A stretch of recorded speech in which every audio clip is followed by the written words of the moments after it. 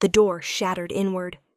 Meredith screamed, stumbling backward from the bathroom doorway, her toothbrush clattering to the stained carpet. The motel room, cheap, anonymous, paid for in cash, was supposed to be her sanctuary. 3 states away. A fake name scrawled in the register. No credit cards, no phone calls. Nothing that could trace back to her old life. But there he was. Kyle filled the doorway, his broad shoulders blocking the yellow parking lot lights, his face contorted with the fury she'd learned to fear over 5 years of marriage. 5 years of walking on eggshells. 5 years of covering bruises with long sleeves in summer. 5 years of apologizing for things that were never her fault. "Did you really think you could run from me?" His voice was quiet, controlled. That was always worse than the yelling. The quiet meant he'd already decided what he was going to do. Meredith's back hit the wall. The wallpaper was peeling, damp with age, and she could feel it giving way beneath her shoulder blades. Her heart hammered so violently she thought it might burst through her ribs. "Kyle." She held up her hands. "Please, just let me go. I won't tell anyone. I won't go to the police. I just want to start over." He laughed. It was a hollow, terrible sound. "Start over? You're my wife, Meredith. Till death do us part. Remember?" He stepped into the room, kicking aside the splintered wood from the doorframe. Behind him, she could see the empty parking lot, the flickering neon sign that read, Pinewood Motor Lodge, the shadows stretching long across the cracked asphalt. No one was coming. No one would hear her. She was completely alone. "I'll make this simple," Kyle said, advancing slowly. He always moved like that, deliberate, predatory, like he enjoyed watching her cower. "You're going to come home with me. You're going to forget this little tantrum ever happened. And if you ever try something like this again..." He didn't finish the sentence. He didn't need to. Meredith felt tears spilling down her cheeks, hot and shameful. She hated crying in front of him. He always used it against her, called her weak, manipulative, but she couldn't stop. The fear was too overwhelming, too primal. "How did you find me?" she whispered. Kyle smiled. It was the worst thing she'd ever seen. "I'll always find you, sweetheart. Don't you understand that by now? There's nowhere you can go. Nowhere you can hide. You belong to me."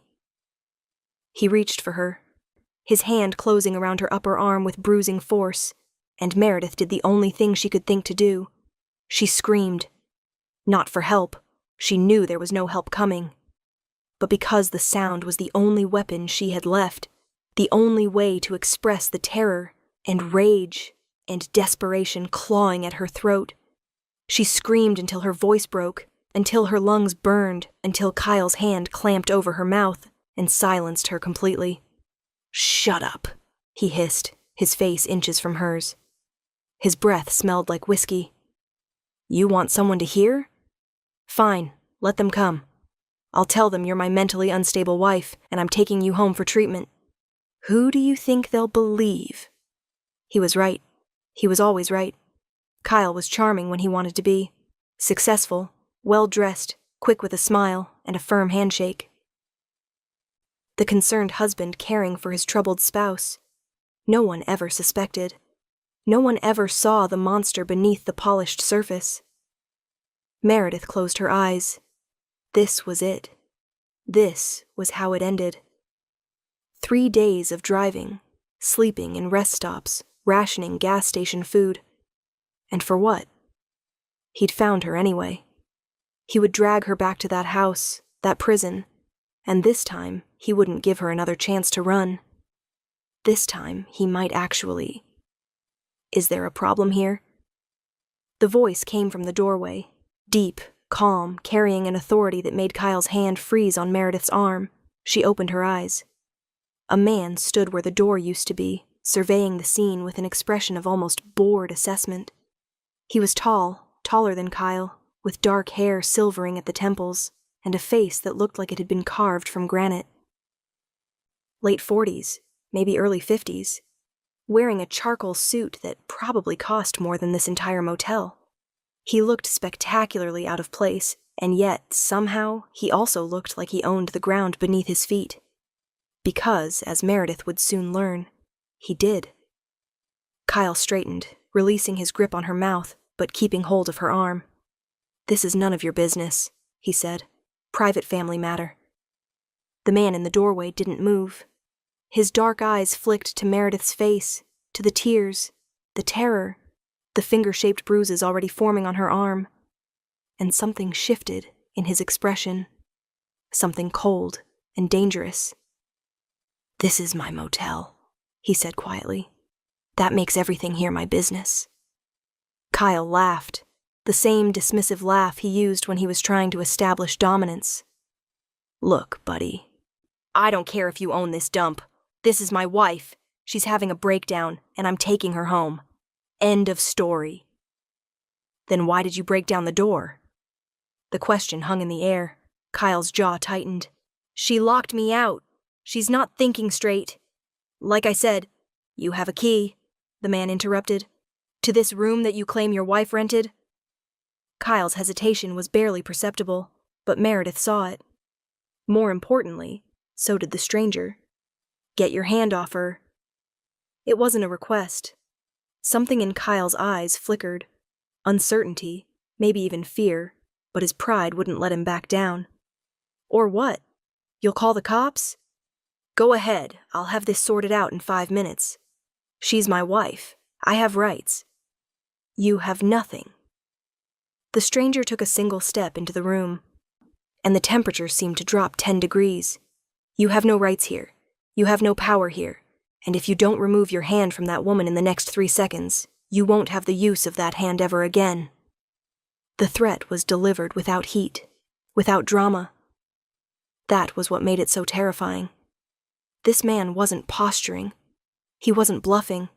He was stating a simple fact, the way someone might mention that it was going to rain tomorrow. Meredith felt Kyle's fingers loosen on her arm.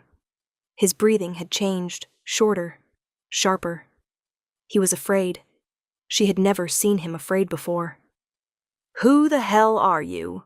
Kyle demanded. The stranger smiled. It didn't reach his eyes.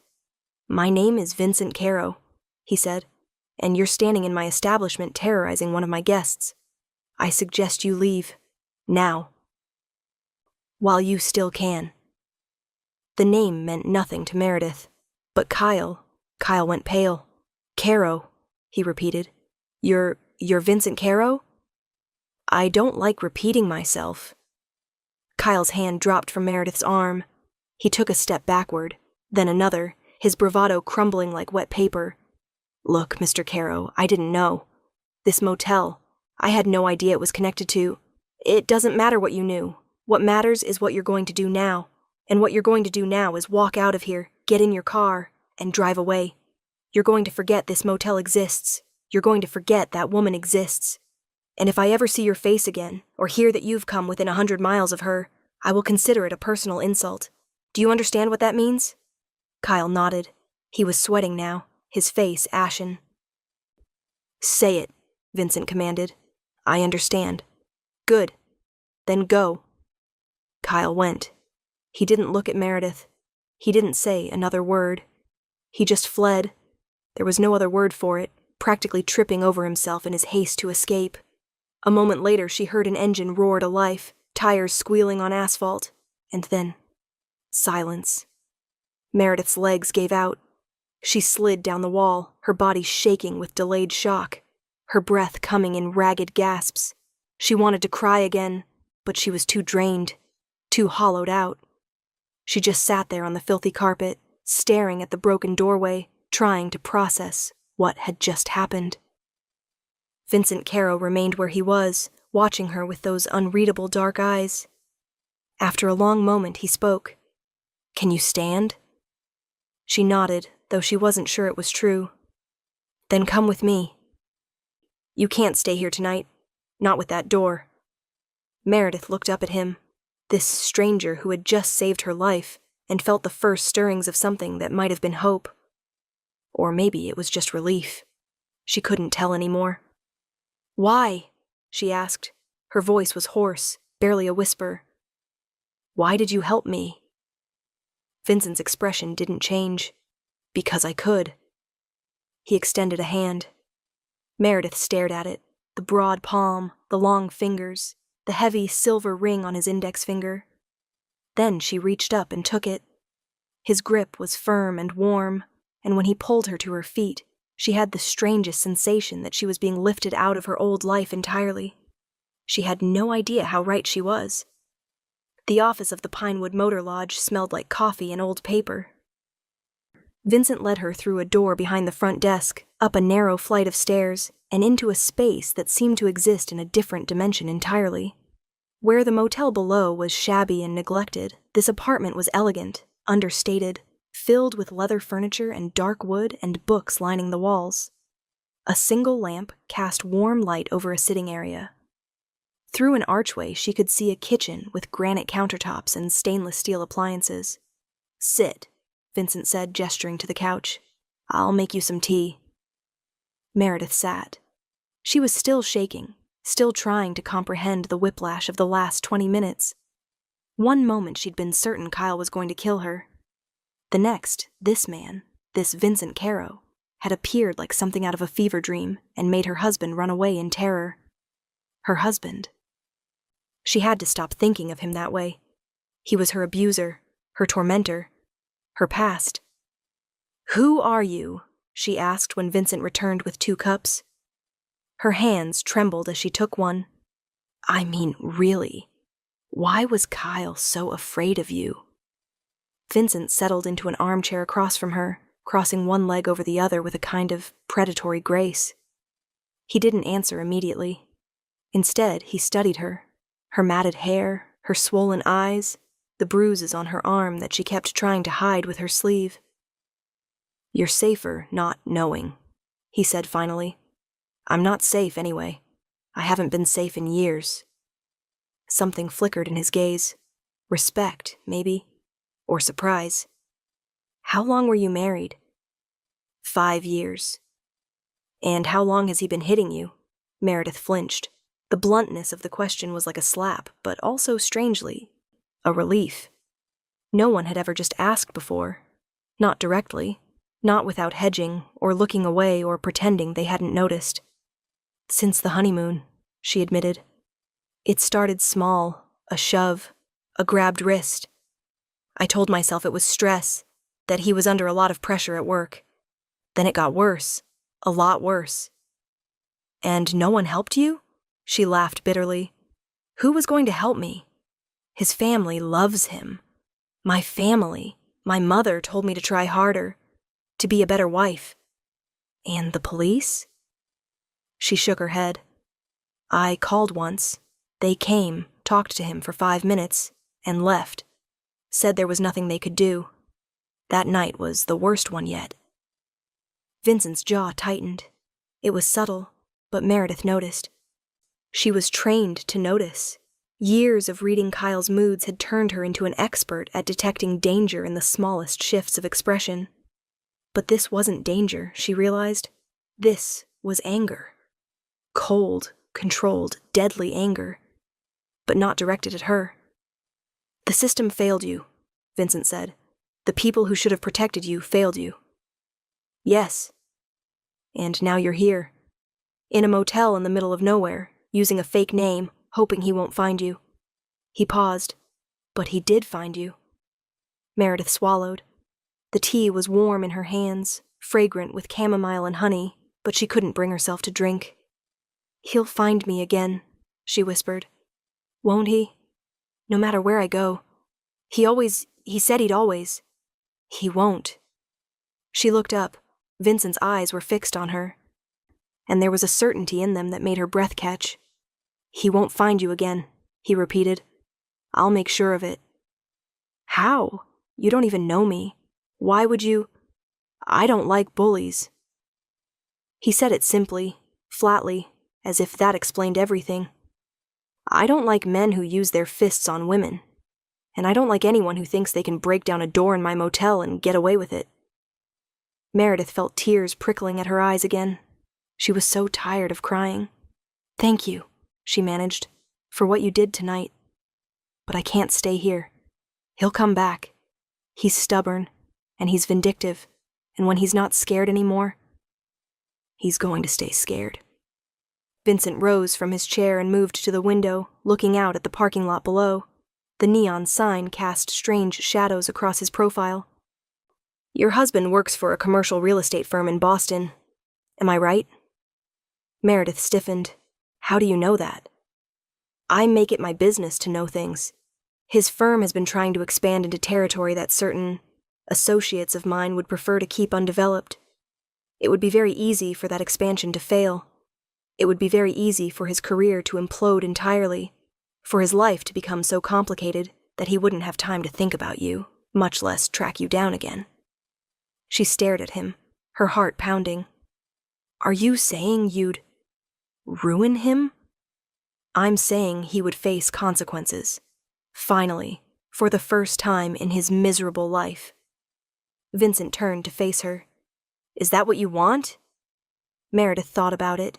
She thought about the nights spent hiding in closets, the mornings inventing stories to explain the marks.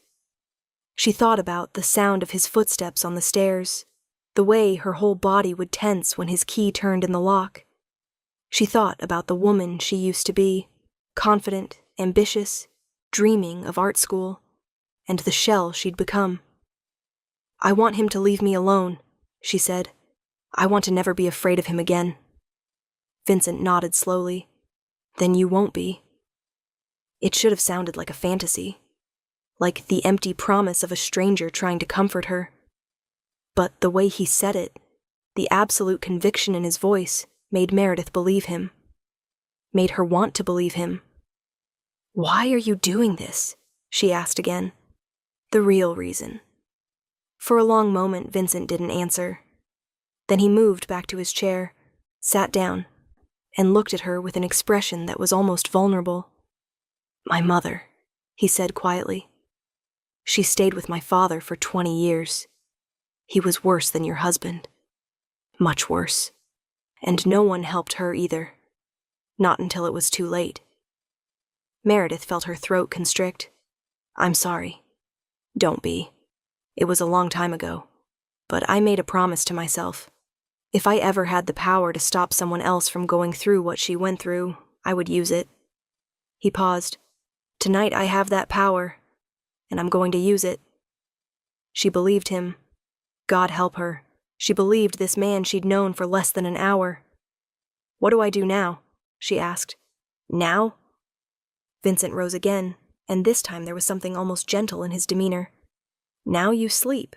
There's a guest room through that door. Clean sheets, lock on the inside. You're safe here. We'll talk more in the morning. Meredith stood on unsteady legs. She was exhausted, wrung out, her mind spinning with everything that had happened. But as she moved toward the guest room, she paused. Mr. Caro. He turned. Thank you, she said. I know I keep saying it, but I don't know how to say anything else. The corner of his mouth lifted, just slightly. Not quite a smile, but close. You could tell me your real name. She hesitated. The fake name, Emily Porter, was the only protection she had left. If she gave it up, she would be completely exposed, completely vulnerable. But then again, she already was. This man had seen her at her lowest. He'd seen the bruises, and the tears, and the terror. He knew her worst secrets. What was a name compared to that? Meredith, she said. Meredith Cole. Vincent nodded. Get some sleep, Meredith Cole. Tomorrow we start over. She closed the guest room door behind her, turned the lock, and leaned against it, breathing hard. Through the window, she could see the neon sign flickering, the empty parking lot, the dark stretch of highway leading back to everything she'd run from. But for the first time in years, she didn't feel afraid. Morning came soft and gray, rain pattering against the windows. Meredith woke slowly, disoriented by the unfamiliar ceiling, the clean white sheets, the smell of coffee drifting from somewhere beyond the door. For one blissful moment she didn't remember. She was just a woman waking up in a comfortable bed, with nothing to fear and nowhere to run. Then it all came flooding back. Kyle, the broken door, Vincent Caro, and she sat up so fast her head spun. The guest room was small but elegant, matching the rest of the apartment. Someone had left a set of fresh clothes on the dresser, jeans, a soft gray sweater, even undergarments still in their packaging. On the nightstand was a glass of water and 2 aspirin. Meredith swallowed the pills, changed into the clothes that fit surprisingly well, and ventured out. Vincent was in the kitchen, scrambling eggs at the stove. He'd traded last night's suit for dark slacks and a crisp white shirt, sleeves rolled to his elbows, and for a moment Meredith just stood in the doorway and watched him. There was something almost domestic about the scene. Something that made her chest ache, with a longing she couldn't quite name. "You should eat," he said without turning around. "When was the last time you had a real meal?" She thought about it. The answer was depressing. "I don't remember." "Then sit." She sat at the small kitchen table while he plated the eggs, added toast and fresh fruit, poured coffee into a cup and set it in front of her. The smell alone was intoxicating. When she took her first bite, she almost moaned. "Thank you," she said around a mouthful of eggs. "For the clothes, too. How did you know my size?" "I have people who know things." It should have sounded sinister. Instead, it almost sounded like a joke. Meredith felt the corners of her mouth twitch, the closest she'd come to a smile in weeks. Vincent sat across from her with his own cup of coffee, watching her eat. She was suddenly very aware of his gaze, of the intensity of it, and felt heat creep into her cheeks. "I made some calls last night," he said. "Your husband is currently being questioned by the Massachusetts State Police about some irregularities in his company's finances. He's not under arrest yet, but he will be very busy for the foreseeable future. Too busy to worry about you." Meredith set down her fork. "You did that? In one night?" "I told you, I have people." He paused. "There's more. When the investigation is finished, he'll be facing serious charges. Fraud, embezzlement. He won't go to prison for what he did to you. The system doesn't care about that. But he'll go to prison for stealing from his clients. And when he gets out, he'll be a registered felon with no career and no connections. He'll be nothing." She should have felt triumphant. She should have felt vindicated. Instead, she just felt tired. Tired and sad and impossibly small. "Is that justice?" she asked quietly. "It's the only kind there is." Vincent's voice was hard. "The law protects people like him. Money protects people like him. The only way to stop them is to take away the things they care about. Their status, their power, their reputation. And that's what you do? Take things away from people?" He met her eyes. "Yes, when they deserve it." Meredith pushed her plate aside. She should have been afraid. She should have been running from this man as fast as she'd run from Kyle. But she wasn't. Because Kyle had used his power to hurt her, to control her, to make her small. And Vincent Caro, whatever else he was, whatever dark things he'd done, had used his power to save her. "What happens now?" she asked. "I can't stay here forever. I don't have any money." "I don't have anywhere to go. I don't even know where here is. You're in upstate New York, about 40 miles from Albany." Vincent set down his coffee cup. "And you don't have to go anywhere. Not until you're ready." "I can't impose on you like that. You've already done so much. I have a proposition." She blinked. "A proposition?" "I need someone to manage this property, handle the bookings, oversee the staff, deal with the day-to-day operations. The man who was doing it retired last month, and I haven't found a replacement. You could do it. You'd have a salary, a place to live, complete anonymity. No one would know you were here. No one would find you." Meredith stared at him. "You're offering me a job?" "I'm offering you a life, a new one, clean slate. No more running, no more hiding, no more looking over your shoulder." He leaned forward slightly. "But only if you want it. You don't owe me anything. If you'd rather leave, I'll give you enough money to start over somewhere else, and you'll never see me again." She should have said no. She should have taken the money and run, put as much distance as possible between herself and this man, and this strange, surreal night. That would have been the smart thing, the safe thing. But safety was an illusion. She'd learned that the hard way. And maybe, just maybe, there was something better than safe. "I'll stay," she said. Vincent's expression didn't change, but something in his eyes shifted, warmed. "Good. Then let me show you the motel." The Pinewood Motor Lodge was larger than it looked from the road, 16 rooms arranged in an L shape around the parking lot, plus a laundry facility, a supply shed, and a small building that served as a residence for the on-site manager. Vincent walked her through each one, explaining the operations with the same calm precision he brought to everything. Meredith listened, asked questions, took mental notes. It felt good to have something to focus on. Something concrete and manageable and blissfully normal. But nothing about Vincent Caro was normal. She knew that. She knew it from the fear in Kyle's eyes, from the way Vincent spoke about associates and territory, from the luxury of his apartment above a rundown motel that clearly served as something other than just a place for travelers to sleep. She knew, and she didn't care. Maybe that made her reckless. Maybe it made her desperate. Or maybe, after 5 years of marriage to a monster who hid behind a handsome face and a nice suit, she'd lost her ability to be surprised by darkness. At least Vincent didn't pretend to be something he wasn't. "The couple in room 12 are regulars," he said as they passed one of the doors. "They come every Tuesday. Don't ask questions." Meredith nodded. "The ice machine breaks down once a month. Call Tony at this number." He handed her a card. "He'll fix it for free." "Why free?" "Because he owes me." She nodded again. She was learning not to ask. By the time they finished the tour, the rain had stopped, and weak sunlight was breaking through the clouds. Vincent led her to the manager's residence, a small but comfortable cottage behind the main building, and unlocked the door. "It's yours," he said. "For as long as you need it." Meredith stepped inside. The space was clean and well-maintained, with a bedroom, a bathroom, a kitchenette, and a living area that looked out on a patch of woods. It was modest, quiet, hidden. It was perfect.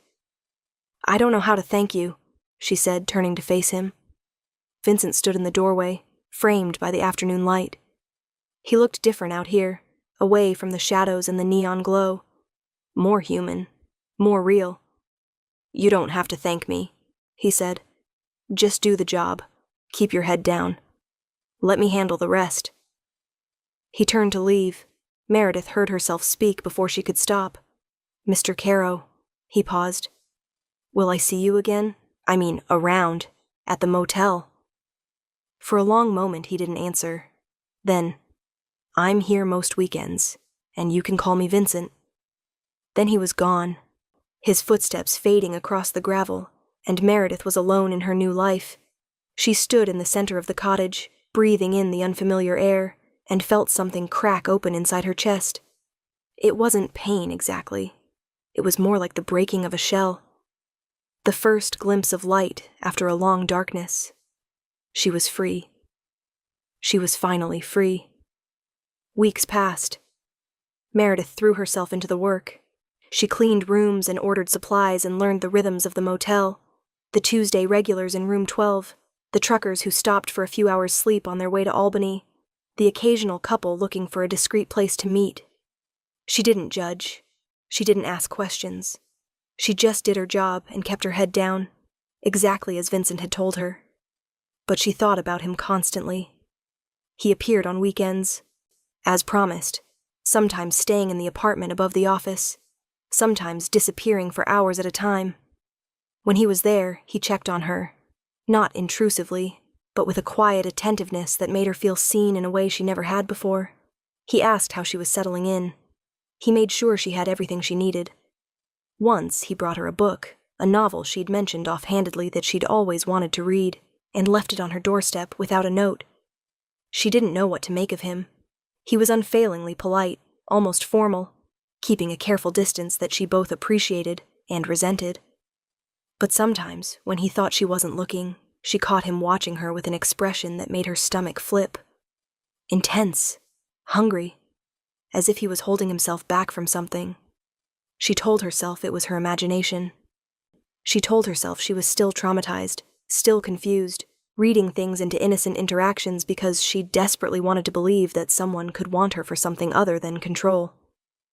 But then, one night, everything changed. It was late, nearly midnight, and Meredith was in the office going over the week's receipts when the phone rang. "Pinewood Motor Lodge," she answered. "Don't hang up." Her blood turned to ice. She would know that voice anywhere. In her nightmares, she heard it constantly. "Kyle." "Meredith," he said. His tone was calm, pleasant even. That was when she knew he was at his most dangerous. "I know where you are." Her hand shook so badly she nearly dropped the receiver. "How did you really think a motel job would hide you from me? I have friends everywhere, sweetheart. In the state police, in the FBI, in places you can't even imagine. Your new boyfriend might have complicated my life, but he didn't end it. And now I'm going to complicate his." "What are you talking about?" "I'm talking about the fact that I'm outside, right now, and this time your guard dog isn't here to save you." Meredith's gaze shot to the window. Through the rain-streaked glass she could see headlights in the parking lot. A dark sedan she didn't recognize, idling near the entrance. "I'm giving you one chance," Kyle continued. "Come out here, get in the car, and we'll drive away together. Just like old times. If you don't, I'll come in there and drag you out. And it won't be pleasant." Her throat constricted, her vision tunneled.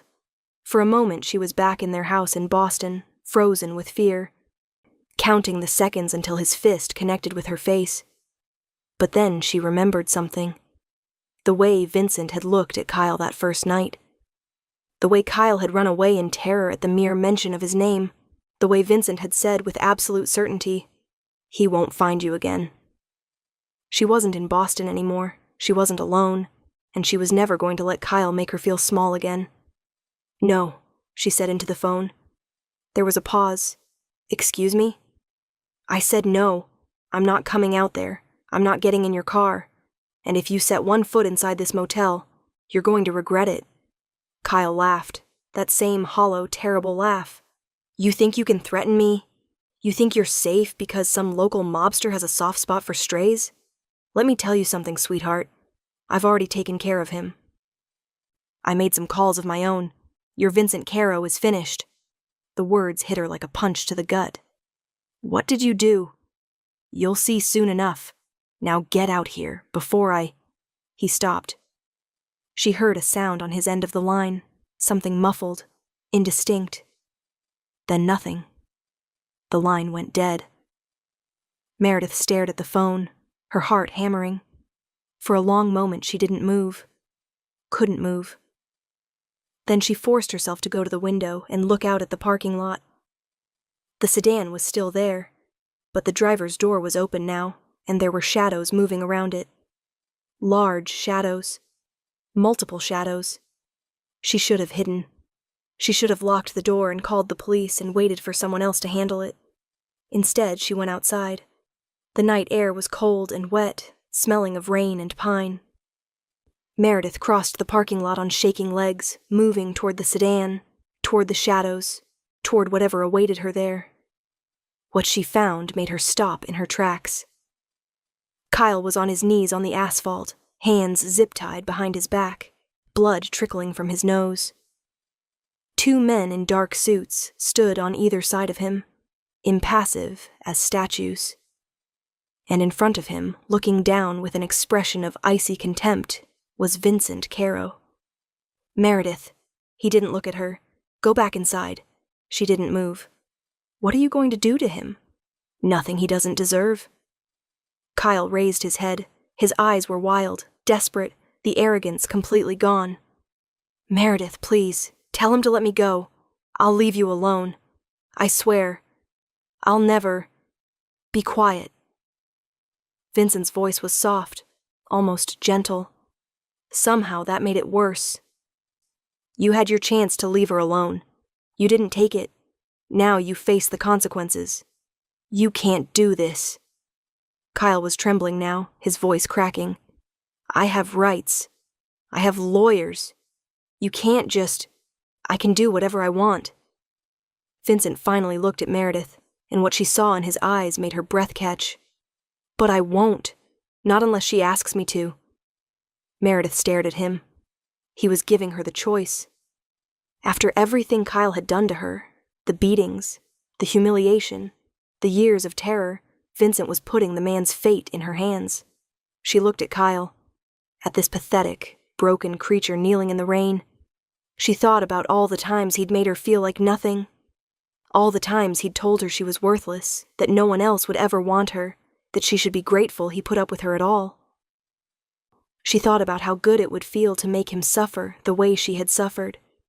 And then she thought about the woman she wanted to be, the woman she was becoming, the woman who had walked away from her old life and refused to let it define her anymore.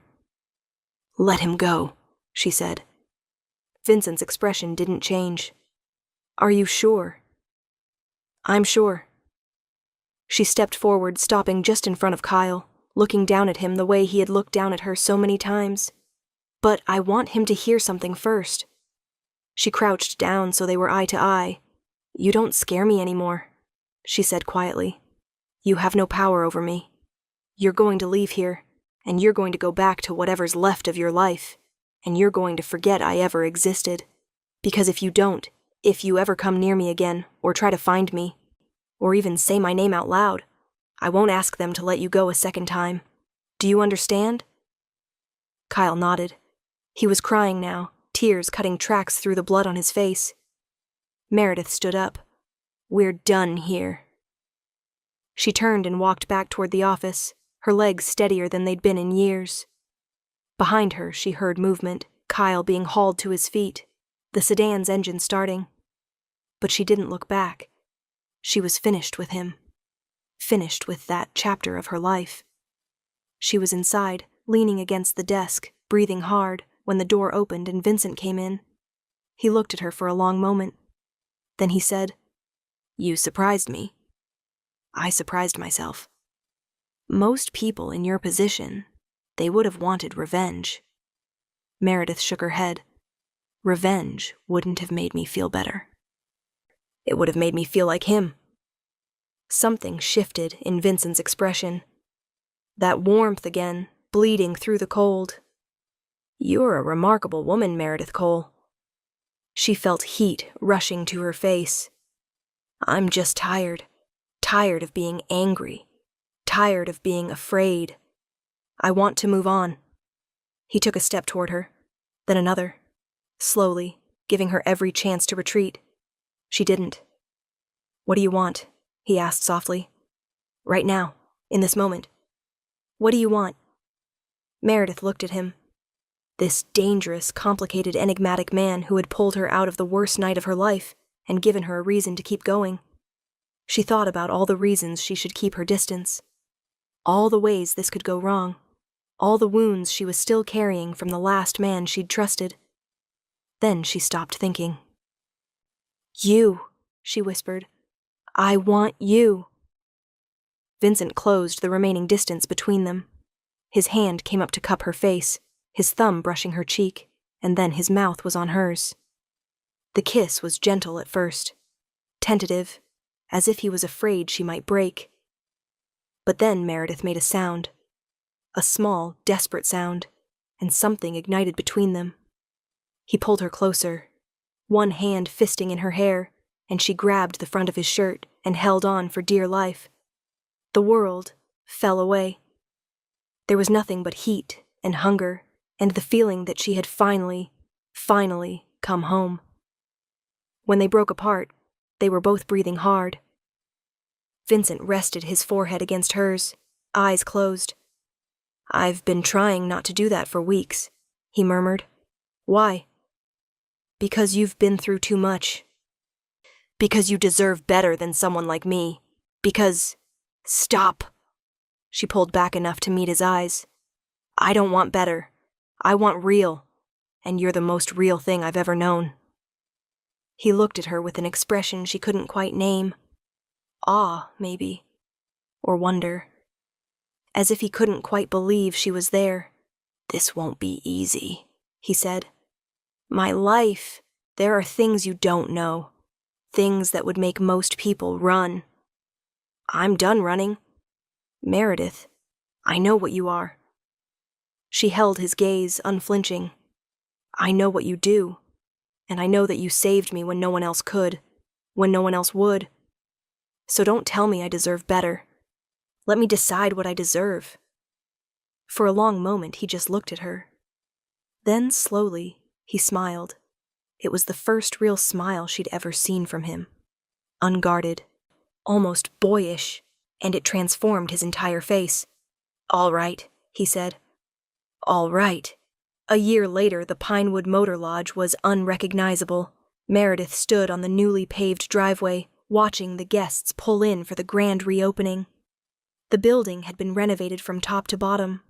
Fresh paint, new fixtures, landscaping that actually looked intentional. But it still had the same quiet, hidden charm that had drawn her in that first desperate night. It was still a refuge, just a better one now. "You're sure about this?" Vincent came up behind her, wrapping an arm around her waist. "We can still cancel. Go somewhere else. Let other people handle it." She leaned back into him. "I'm sure. This is where I started over. I want to be here." He pressed a kiss to her temple. "Then we stay." They'd been through a lot in the past 12 months. More than Meredith ever could have imagined. She'd learned who Vincent really was. The full scope of his empire. His influence. His power. She'd met the people who worked for him. Seen the world he inhabited. Understood the lines he walked every day between order and chaos. There had been moments when she'd been terrified. Moments when she'd wondered if she was in too deep. But she'd also learned who he was underneath all that. The man who brought her books without being asked. Who held her when she woke up from nightmares about Kyle. Who looked at her like she was the most precious thing in the world, even when she was wearing pajamas and her hair was a mess. She loved him. She loved him with a ferocity that scared her sometimes. And she knew he loved her back. Tonight, though, she was nervous. Not about the reopening. That would be fine. She was nervous about what came after, because she was planning to tell him something. Something she'd known for 3 weeks and hadn't been able to say. Something that was going to change everything. The evening passed in a blur of champagne and conversation. Meredith played her role, the gracious hostess, the competent manager, and watched Vincent play his. He moved through the crowd with ease, shaking hands and making small talk, and no one who didn't know better would ever have guessed what he really was. He was charming, polished, civilized. But every so often he would look over at her, and she would see it, the hunger underneath, the need, the unspoken promise of what would happen when they were finally alone. Finally, mercifully, the last guest departed. Meredith locked the front door, turned off the lights, and found Vincent waiting for her in the office. "Well?" he said. "How do you feel?" "Like I could sleep for a week," he smiled. "I had something else in mind." "I know." She moved toward him, then stopped. "But first, I have to tell you something." Vincent's expression shifted. Concern, wariness, the protective alertness that was always just beneath the surface. "What is it?" Meredith took a deep breath. She'd rehearsed this so many times, in the mirror, in the shower, in the quiet moments before she fell asleep. But now that it was happening, all the words flew out of her head. So she just said it. "I'm pregnant." Silence. Absolute, ringing silence. Vincent stared at her, his face completely unreadable. And Meredith felt her heart plummet into her stomach. This was a mistake. He didn't want this. He wasn't ready. She should have waited, should have. And then he moved. He crossed the room in 2 strides, pulled her into his arms, and kissed her so deeply she forgot her own name. When he finally released her, his eyes were bright with something she'd never seen before. "You're sure?" he demanded. You're absolutely sure? I took 3 tests, I'm sure. He laughed. Actually laughed, a full, genuine, joyful sound that filled the room and made Meredith's chest swell with emotion. We're having a baby, he said. He broke off, shaking his head in disbelief. I didn't think this was something I could have, something I deserved. Meredith cupped his face in her hands. You deserve everything. Don't you know that by now? He kissed her again, softer this time. Then he sank down to his knees in front of her, this powerful, dangerous man kneeling at her feet, and pressed his forehead to her belly. I'm going to protect you, he said quietly. Both of you, with everything I have. I swear it. Meredith ran her fingers through his hair, tears streaming down her face. She thought about the woman she'd been a year ago, broken, terrified, checking into a motel under a fake name. She thought about the door shattering inward, and Kyle's hand on her arm, and the certainty that she was going to die alone and unmourned. And then she thought about now, about this man at her feet, about the life growing inside her, about the future spreading out before them, vast and unknown and full of possibility. She had never imagined she could be this happy. She had never dared. Get up, she whispered. I need to ask you something. Vincent rose, looking at her with those dark, intense eyes that still made her heart skip after all these months. Meredith took his hands in hers. Marry me, she said. He blinked. What? You heard me. Marry me. I don't want to be your girlfriend. I don't want to be the woman who lives in your motel and has your baby. I want to be your wife. I want to be your family. He kissed her, hard and deep and possessive, and when he pulled back, they were both breathless. Yes, he said. Yes. 1,000 times yes. Meredith laughed through her tears. Is that a formal acceptance? It's the only answer there's ever going to be. He pulled her close, wrapping his arms around her, and she felt his voice rumble in his chest. I love you, Meredith Cole. I love you more than I knew it was possible to love anyone, and I'm going to spend the rest of my life making sure you know it. She buried her face in his shoulder, breathing in the scent of him, cologne and coffee and something uniquely him, and felt the last of her armor fall away. She had checked into a motel under a fake name. Her ex had found her anyway, but a Mafia boss owned the motel, and in the end he gave her everything she'd ever wanted. Safety, love, and a future she never dared to dream.